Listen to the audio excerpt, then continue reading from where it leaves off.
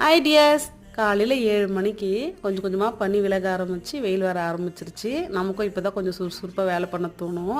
ஹஸ்பண்ட்க்கு ஒரு டாட்டா சொல்லி அனுப்பிட்டு டீடாக்ஸ்க்காக இன்றைக்கி பட்டை போட்டு ஒரு தண்ணி தான் எடுத்துக்கிட்டேன். இந்த தண்ணி குடிக்கிறதுனால ப்ளட் சுகர் லெவலை கண்ட்ரோலாக வச்சுக்க யூஸ் பண்ணும். எனக்கு சுகர்லாம் ஒன்றும் இல்லை, பர்சனலாக இந்த தண்ணி எனக்கு ரொம்ப பிடிக்கும், அதனால் அப்பப்போ எடுத்துக்குவேன்.